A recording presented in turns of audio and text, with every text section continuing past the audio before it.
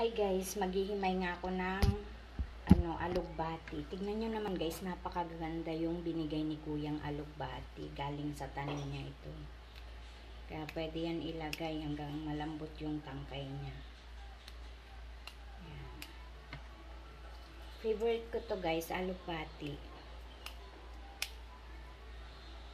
Hi guys, nagprito nga na naman ako ng tilapia. Ayan, pangsasahog ko dito sa may gulay. Ayan nga pala yung gulay ko guys.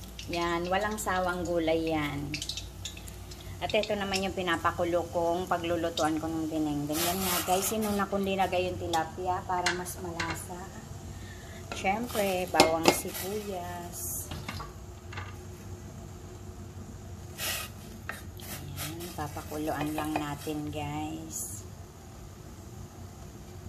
At magdadagdag na ako guys ng bagong. Ayan.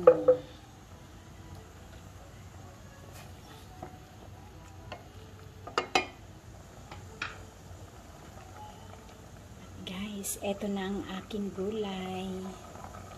Wait, hindi kasya.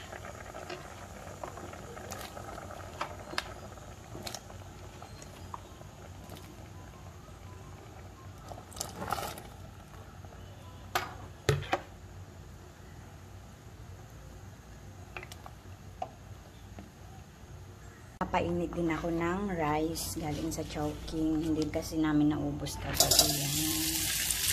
Ito na nilagyan ng bawang guys kasi marami siyang bawang.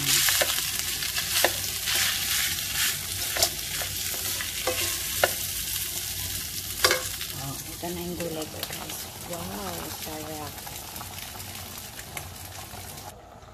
At ito na guys, idagdag ko na yung malunggay at alugbati. Ayan. Sayang.